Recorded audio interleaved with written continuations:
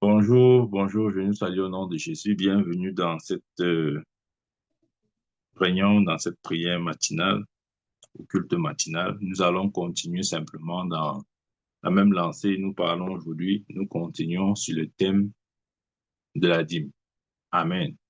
Nous parlerons non seulement de la dîme, mais aussi, si vous voulez, de l'ensemble des engagements sacrés. Ça inclut notre dîme, ça inclut nos offrandes et nos sémences. Nos dîmes, nos offrandes et nos sémences. Amen. Bien-aimé, tu as vu avec moi dans Proverbe 20, verset 25. Proverbe 20, verset 25. Il dit, c'est un piège pour l'homme que de prendre à la légère un engagement sacré. Amen. C'est un piège pour l'homme que de prendre à la légère un engagement sacré. Bien, mais ça veut dire que nous devons faire attention à tout ce qui est sacré. Nous devons faire attention à tout ce qui est sacré. Ne nous disons pas que nous pouvons facilement enfreindre ou violer la loi sans avoir le retour, les conséquences. Ce n'est pas possible. Ou ne te dis pas que non, non, non, Christ a été fait malédiction pour moi. Il n'y a plus de malédiction. La Bible dit dans Romains 8, verset 1, il n'y a plus de condamnation pour celui qui est en Christ Jésus. Il nous a franchi de la loi du péché et de la mort. Tu peux réciter ça autant que tu veux.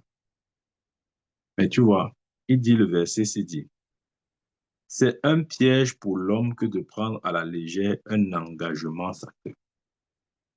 Ici, je parle des engagements en termes d'apport ou de don. Je parle ici spécifiquement, selon l'esprit de ce message, de nos dîmes, nos offrandes et nos semences. Amen. Je reprends nos dîmes, nos offrandes et nos semences. Hier, j'ai bien expliqué ce que c'est que la dîme. Je vous ai dit, je reviendrai encore sur ça dimanche et aujourd'hui, je parlerai encore de cela et plus encore dimanche. Et même demain, d'ailleurs, demain, nous allons encore parler de la dîme. Et c'est important de comprendre qu'un engagement sacré ne doit pas être traité à la légère. Amen. Ouvrons notre Bible dans Genèse. Ouais. Avant ça, je relis encore. Il a dit, c'est un piège pour l'homme que de prendre à la légère un engagement sacré. Dans Genèse chapitre 2. Genèse chapitre 2. Genèse chapitre 2, je lis le verset 7 et 9. Il dit, l'Éternel Dieu forma l'homme de la poussière de la terre, il souffla dans ses narines un souffle de vie et l'homme devint un être vivant. Verset 8. Puis l'homme, puis l'Éternel Dieu planta un jardin en Éden, du côté de l'Orient, et il y mit l'homme qu'il avait formé. Verset 9. L'Éternel Dieu fit pousser du sol des arbres de toute espèce, agréables à voir et bons à manger, et l'arbre de la vie au milieu du jardin. Soulignez ça, soulignez ça. Et l'arbre de la vie au milieu du jardin. L'Éternel Dieu fit pousser du sol des arbres de toute espèce. Dieu a fait pousser du sol les arbres de toute espèce, agréables à voir et bons à manger. Ça veut dire que le jardin d'Éden était rempli, était couvert d'arbres de toute espèce. Non seulement agréable à la vue, mais aussi agréable au goût. Il dit, et l'arbre de la vie au milieu du jardin, et l'arbre de la connaissance du bien et du mal. Amen. Ok. Lisons maintenant verset 15. Il dit, l'Éternel Dieu prit l'homme et le plaça dans le jardin d'Éden pour le cultiver et le garder. L'Éternel L'Éternel Dieu donna cet ordre à l'homme. Tu pourras manger de tous les arbres du jardin, mais tu ne mangeras pas de l'arbre de la connaissance du bien et du mal, car le jour où tu en mangeras, tu mourras. Il a dit à l'homme, écoute, j'ai planté dans le jardin toutes sortes d'arbres, bons à voir et bons au goût.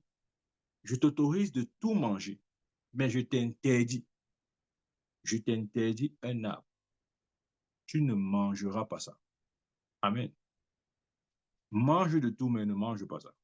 Parce que le jour où tu mangeras ça, tu mourras. Amen. C'est ce qu'il a dit. Verset 16. L'Éternel Dieu donna cet ordre à l'homme. Tu pourras manger de tous les arbres du jardin, mais tu ne mangeras pas de l'arbre de la connaissance du bien et du mal, car le jour où tu en mangeras, tu mourras. Le jour où tu en mangeras, tu mourras. Bien-aimé, il y a aussi avec Dieu les interdits. Parfois, nous croyons que non. Avec Dieu, on fait comme on veut. Si tu veux, tu manges. Si tu veux, tu ne manges pas. Il n'y a pas de problème, mais c'est pour toi. Non, bien-aimé. Dieu avait placé Adam dans le jardin. C'était pour qu'il le cultive. La pensée originelle de Dieu n'était pas de voir l'homme souffrir. Dieu, ouais, l'homme a été créé le sixième jour. Et il a commencé. Le septième jour était le jour du repos du Seigneur. C'est là où l'homme commence. Ça veut dire que l'homme a été créé pour le repos. Il a commencé à opérer dans le septième jour, qui est le jour du repos, qui correspond au repos du Seigneur. Et pour dire que Dieu a toujours voulu que l'homme vive une vie de repos. La vie de repos, c'est la vie sans malédiction. Amen. Et nous savons ce qui s'est passé. Lorsqu'il a enfreint cette loi, il est allé manger l'arbre interdit. OK. Lisons maintenant Genèse chapitre 3, verset 13. Je vais lire du 13 à 19, suivant la lecture. Et l'Éternel Dieu dit à la femme, pourquoi as-tu fait cela? La femme répondit, le serpent m'a séduit et j'en ai mangé. L'Éternel Dieu dit au serpent, puisque tu as fait cela, tu seras maudit de tout le bétail et entre tous les animaux des champs, tu marcheras sur ton ventre et tu mangeras la poussière tous les jours de ta vie. Je mettrai une inimitié entre toi et la femme, entre ta postérité et sa postérité. Celle-ci t'écrasera la tête et tu lui blesseras le talon. On parlera de ça une autre fois. Verset 16. Il dit à la femme, j'augmenterai la souffrance de tes grossesses. Oui, j'augmenterai la souffrance de tes grossesses. Tu enfanteras avec douleur et tes désirs se porteront vers ton mari, mais il dominera sur toi. Ouais. Cette question de grossesse ou de douleur lors de l'enfantement, c'est si vous voulez, c'est quelque part pour nous rappeler qu'à l'origine, Adam et Ève ont commis ce péché-là. Dieu n'avait pas prévu qu'une femme, par exemple, accouche avec douleur. Donc, quand une femme accouche avec douleur, quelque part, c'est pour laisser ça gravé dans la mémoire des hommes qu'ils ont péché contre Dieu. Amen. Dieu n'avait pas prévu que l'homme domine sur la femme. Non. Le plan originel de Dieu, c'était pas que l'homme domine sur la femme, c'est que la femme soit une aide pour l'homme. Mais si là, Dieu dit quoi? Que ton mari dominera sur toi. Amen. C'est pourquoi parfois vous voyez les hommes crier sur leurs femmes. Eh, pourquoi ils crient comme ça? Mais bien sûr, c'est l'écriture. Ton mari dominera sur toi. En tout cas, c'était une parenthèse. On continue. Verset, verset 17. Le verset 17 dit,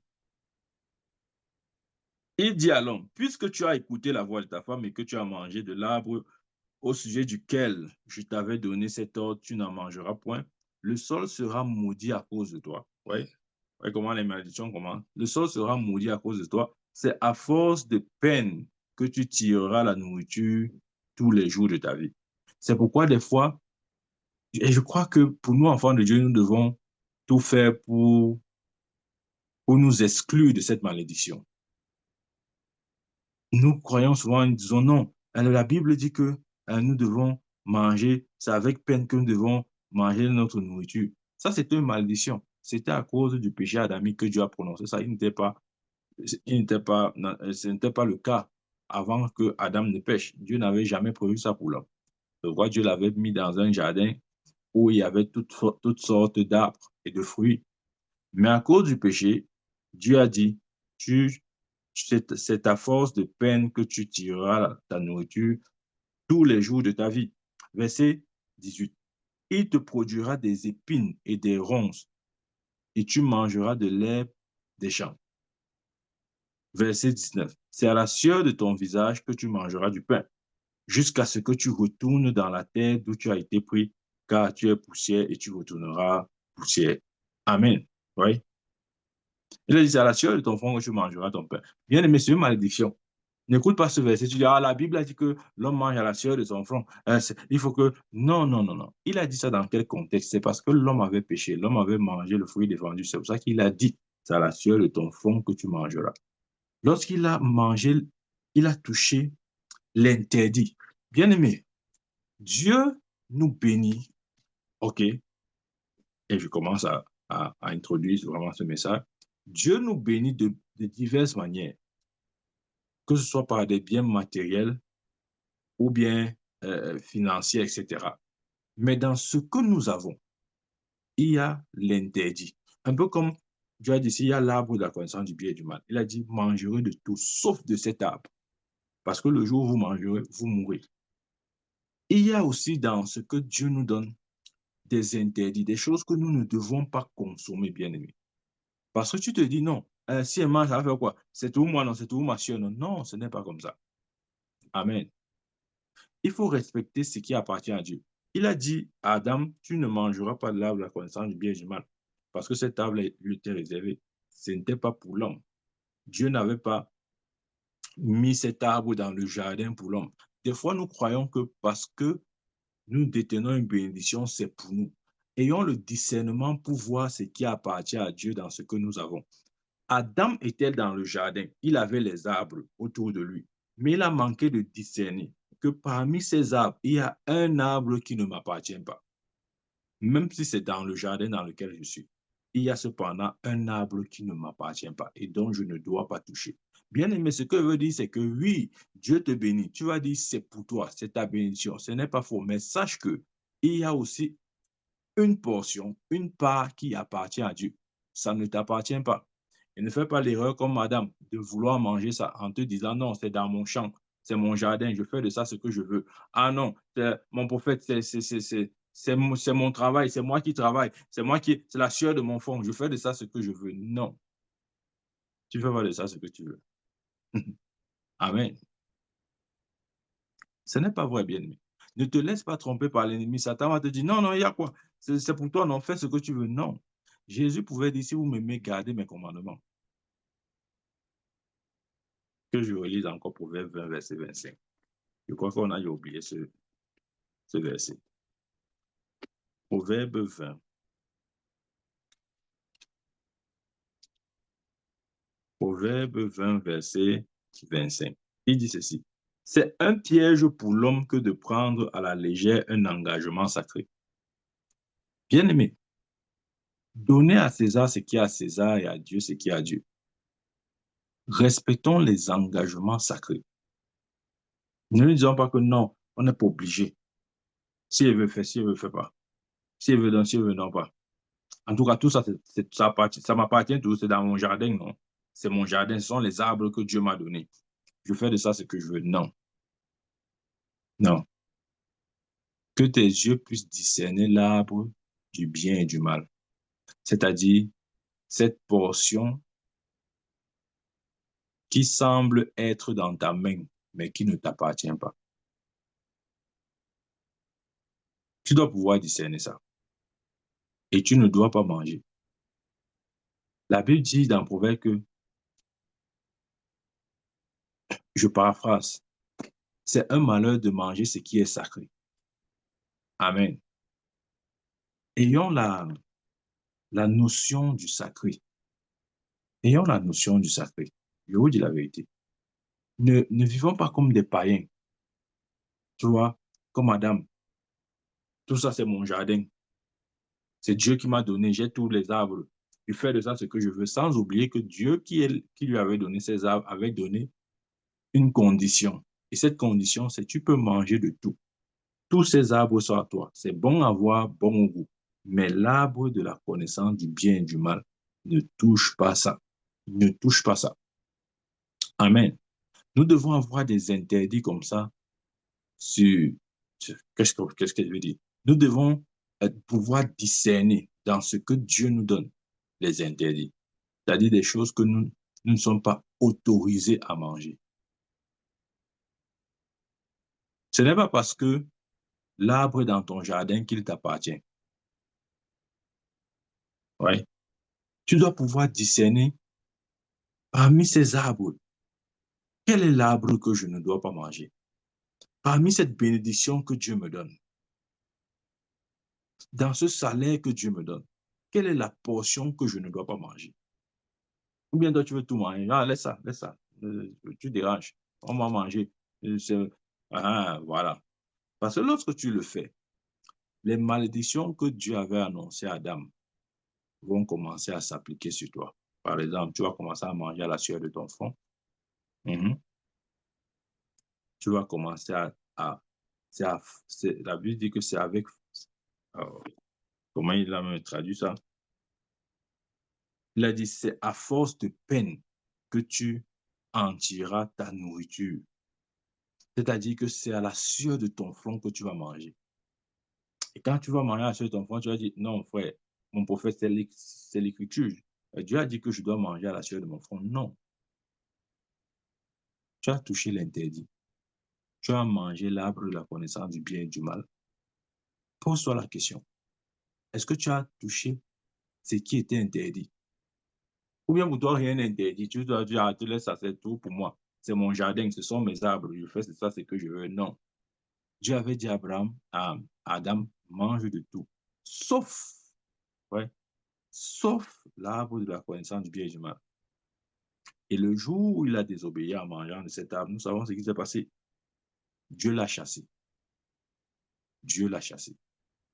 Il y a des gens qui disent que non, Dieu est trop bon, Dieu est trop miséricordieux, il ne peut rien faire de mal. Il est bon, lent à la colère, riche en bonté. Toutes ces choses ne servent à rien. Va lire Naoum. Je crois que Naoum dit aussi que Dieu est un Dieu de colère. Je ne crois pas que non. Vraiment, il est bon. Il est bon, mais il n'est pas bonbon. Amen. Donc, Genèse, verset 22-23 dit plutôt ceci. Et l'Éternel Dieu le chassa. Ouais. Chassa qui? Pas Satan. Adam. Et l'Éternel Dieu le chassa du jardin d'Éden pour qu'il cultivât la terre d'où il avait été pris. Amen. Maintenant, Dieu dit, sors de cette terre, sors de ce paradis où je t'ai mis. Tu vas aller te débrouiller et tu vas créer ton propre paradis à la sueur de ton front. L'Éternel Dieu dit, voici, non, avant ça, lisons un peu le 22. Lisons un peu le 22. L'Éternel Dieu dit, voici, l'homme est devenu comme l'un de nous, pour la connaissance du bien et du mal. Empêchons-le maintenant d'avancer sa main et de prendre de l'arbre de vie, d'en manger et de vivre éternellement. Et l'Éternel Dieu le chassa du jardin d'Éden pour qu'il cultivât la terre d'où il avait été pris. C'est ainsi qu'il chassa Adam et qu'il mit à l'orient du jardin d'Éden les chérubins qui agitent une épée flamboyante pour garder le jardin de l'arbre de vie. Amen. Bien-aimés, il y a des choses que l'on ne mange pas, il y a des choses qu'on ne touche pas. Ça ne se touche pas, ça ne se mange pas. Amen. C'est vrai. Non, c'est pas, non, c'est pour moi. Non, ce n'est pas pour toi. Ou si tu veux, une partie est pour toi et une autre partie n'est pas pour toi. Ne mange pas ce qui ne t'appartient pas. Ne mange pas ce qui est à Dieu. Il dit, donnez à César ce qui est à César et à Dieu ce qui est à Dieu. Je disais hier que notre dîme marque notre engagement. Nous donnons la dîme pour témoigner, que nous sommes fils d'Abraham, parce que le principe même de la dîme se trouve dans Genèse, ce que j'ai lu tout à l'heure. C'est-à-dire le fait que Dieu réserve quelque chose pour lui, le fait que si vous voulez, euh, il y ait de l'interdit en termes de consommation dans ce que Dieu nous donne. Ça, c'est même le principe même de la dîme, parce qu'il avait dit dans l'Évêque, vous prélèverez le 1/10. Ça, c'est important. Amen. Donc, Dieu voudrait nous bénir, mais il voudra en même temps que nous puissions respecter ses lois. Nous ne pouvons pas les bafouer et dire, oh Dieu, vraiment, je sais que j'ai violé ta parole, mais ce n'est pas grave, bénis-moi quand même. Non, non, non, non, non, non. Nous donnons, par exemple, pour ce qui est de la dîme, pourquoi? Pour dire que nous sommes fils d'Abraham. Abraham avait donné sa dîme à Melchizedek. Et Jésus pouvait dire aux Juifs, si vous êtes fils d'Abraham, pourquoi ne pratiquez-vous pas ses œuvres? Donc, lorsque je donne ma dîme, je suis en train de dire, comme le Père, mon Père Abraham a donné la dîme, moi aussi je donne, je m'identifie à la foi de ce Père. Amen. Et je dis, comme il a donné, c'est ainsi que je donne. Amen. Pourquoi est-ce que je dois donner ma dîme? Je dois ma dîme pour dire à Dieu, les anges et moi-même ma conscience, qu'il y a un seul Seigneur dans ma vie. Et ce Seigneur, c'est Melchisedec. Amen. Donc, par ta dîme, tu témoignes de la seigneurie de Jésus dans ta vie. Lorsque tu donnes ta dîme, tu es en train de dire, il y a un chef dans ma vie. Je ne suis pas un bouc. Ouais, il y a des différences entre les brebis et les boucs. Aujourd'hui, nous sommes plus des boucs que des brebis. La différence, c'est quoi? Jésus a dit, mes brebis entendent ma voix, elles me suivent. Mais le bouc, il ne connaît pas la voix du berger. Il est têtu, il part dans sa direction. Tu dis ne touche pas, c'est là où il veut toucher. Quand tu ne touches pas ça, il touche pour savoir pourquoi tu l'interdis. Amen.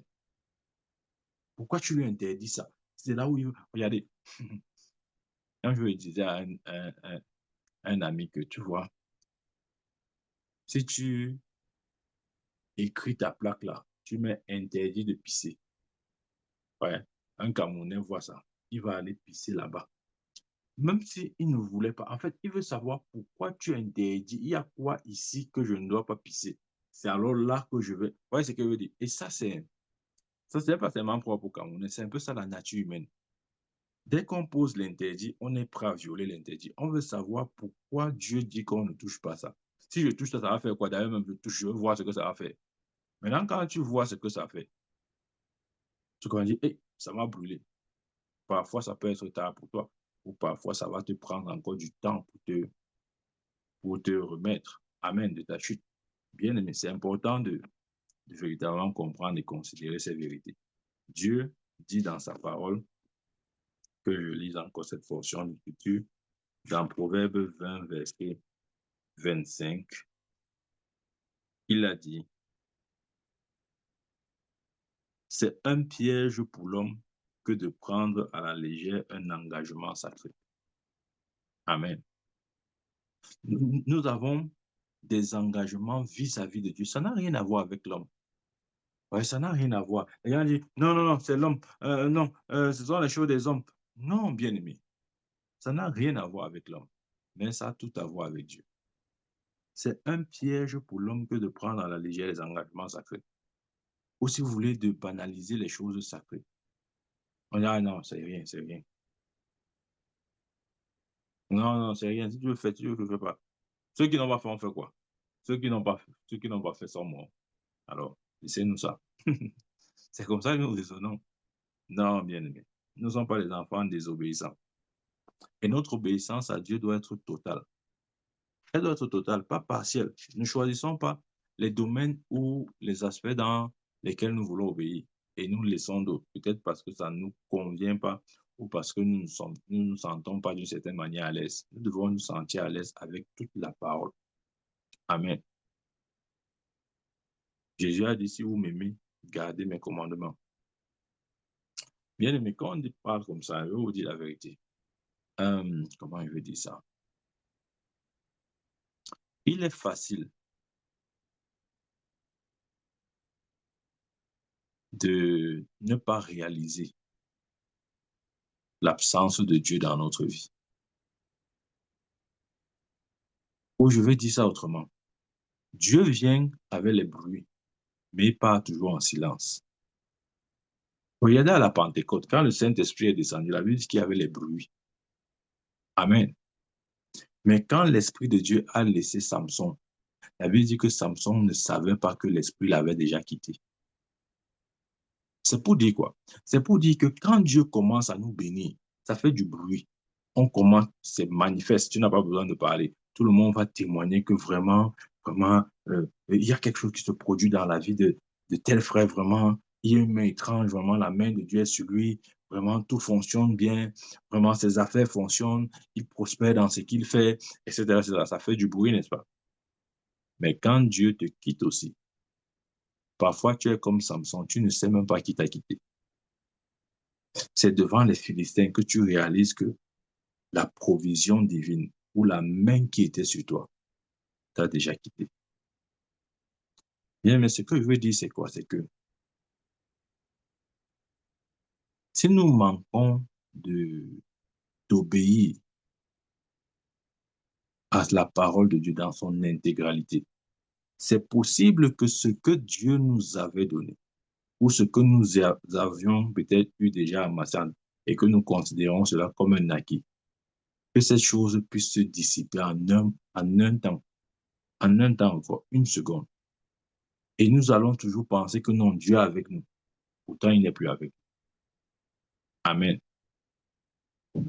La Bible dit que l'Esprit de Dieu avait quitté Samson, mais Samson ne savait pas.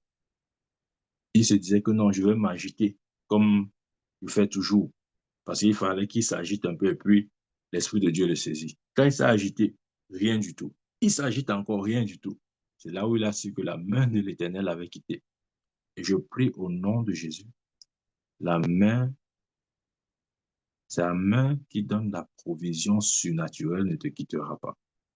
Au nom de Jésus, je déclare que cette main sera sur toi et en permanence sur toi.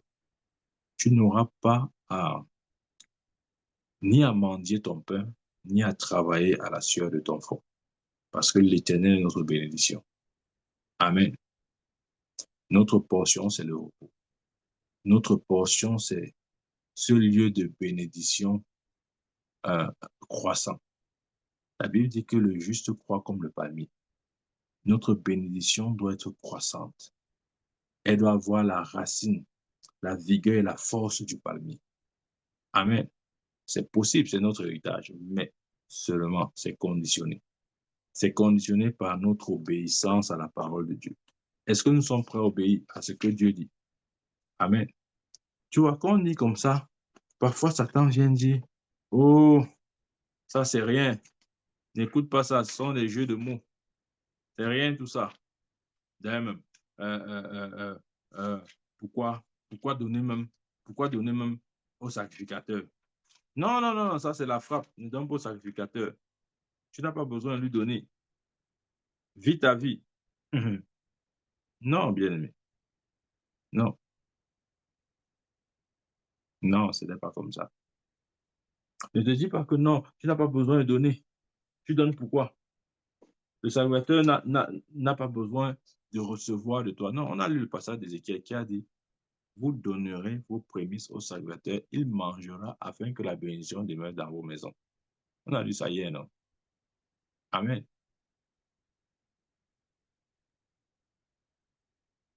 C'est biblique, hein? C'est biblique. Des fois, parfois, nous les hommes de Dieu, du moins pour ceux qui n'aiment pas trop être mal interprétés, on évite souvent de dire certaines choses parce que on ne sait pas trop comment les gens peuvent percevoir la vérité. Mais la vérité doit être dite. Amen. La vérité doit être dite. C'est vrai. Et si nous ne pratiquons pas, si nous ne sommes pas disposés et disponibles pour obéir à la parole de Dieu, nous démontrons par là notre manque d'amour pour le Seigneur. Jésus a dit, si vous m'aimez, gardez mes commandements. Il n'a pas dit, si vous m'aimez, chanter, si vous m'aimez, prier, si vous m'aimez, je ne sais pas moi. Non, gardez mes commandements. À notre thème, agissez sur ma parole. Obéissez à ce que je vous dis. Je vous prescris. Amen. Donc, c'est possible, bien aimé. C'est possible de vivre une vie de prospérité sans fin. C'est possible d'être secouru. C'est possible de vivre le psaume 23, l'Éternel est mon berger, je ne manquerai de rien. C'est possible de vivre une vie comment dire, de provision surnaturelle. Ça veut dire que, quel que soit le besoin, Dieu apportera toujours à temps et au temps convenable la provision nécessaire. Amen. C'est possible. C'est possible. Pourquoi nous donnons notre dîme? Nous donnons notre dîme pour sécuriser ce que Dieu nous donne. Amen.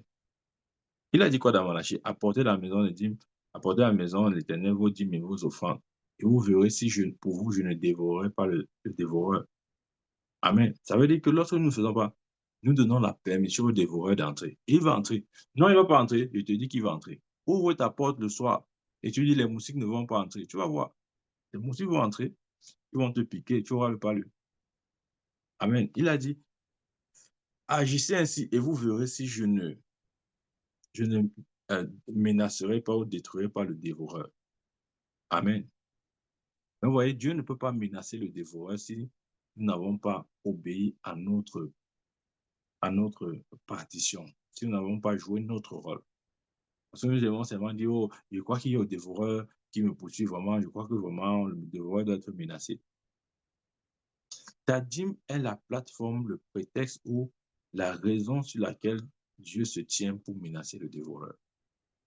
Amen. Autrement dit, ça sécurise le reste. Ça sécurise. Ça sécurise. Peut-être tu dis non, ce n'est pas nécessaire. Attends, je vais te dire ce que Satan va faire. Il dit l'ennemi vient pour faire quoi? Pour égorger, tuer, détruire.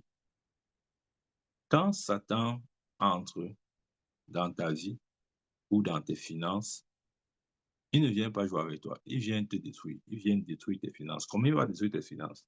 Tu vas dire, mon prophète, vraiment, je ne suis pas convaincu que je dois donner la dîme. Il n'y a pas de problème. Il va davantage te convaincre que ce n'est pas utile de le faire pour mieux pénétrer dans ta vie et dans tes finances et détruire tout. Comment? Il va, par exemple, comme tu ne veux pas donner la dîme, il va dire, oh, super, tu vas donner plus que ça. Je vais te dire comment tu vas donner plus. Satan va venir dans ta maison, il va commencer à attaquer chaque membre de ta famille. Quand je parle de membres de ta famille, je parle des gens proches. Des gens pour qui tu ne saurais ou tu ne pourrais rester indifférent si tu apprends que quelque chose leur arrive. Il va venir attaquer les membres de ta famille, un à un. Maladie sur maladie. Tu vas partir à l'hôpital, dépenser, dépenser, dépenser sur chacun d'eux, l'un après l'autre, jusqu'à ce que tu n'aies plus rien. Si tu ne me crois pas, demande à la femme à la perte du sang. À la perte de sang. La Bible dit que pendant 12 ans, elle est allée voir les médecins. Elle a dépensé tout son argent. Quand Satan entre dans ta vie, il dévore tes finances comment? En créant des choses qui vont t'amener à dépenser. Pourquoi il va venir avec ces cornes-là comme ça, venir voler, ouvrir ton tiroir, dire, hey, voici l'argent, venir voler. Non, ce n'est pas comme ça. Il va créer des situations qui vont te pousser à dépenser. Et tu vas dépenser jusqu'à t'appauvrir. Et tu vas voir que ce que tu as dépensé, si tu donnais la dîme, tu seras encore resté avec autant ou beaucoup. Mais puisque tu voulais jongler, le dévoreur entré, finalement, une dîme qui pouvait peut-être être 1000 francs, par exemple, tu vas te retrouver en train de payer 20 000, 10 000, 15 000, 8 000, 7 000. Qui a perdu? C'est toi. Ne crois pas que tu peux jongler. On aime ça. Non, non, non, je veux jongler. Tu entres à gauche, tu sors à droite. Tu dis non, on m'a pas vu. Tu entres à droite, tu sors à gauche. Tu dis non, non, je suis passé inaperçu. Je suis sûr que même le prophète n'a pas vu. Je peux ne pas voir, mais Dieu voit. Et la Bible dit, ne vous y trompez pas. Ce qu'un homme sème, c'est ce qu'il moissonnera. Bien aimé, je veux juste nous interpeller dans une obéissance totale à la parole de Dieu. Amen. Ne te mets pas des idées inutiles. Je dis, je suis juste en train de t'interpeller pour une obéissance totale à la parole de Dieu. Amen. Nous avons besoin de ça. Que Dieu nous bénisse. Demain, nous continuerons toujours avec ces messages sur la dîme. Amen, amen. Y a-t-il des questions?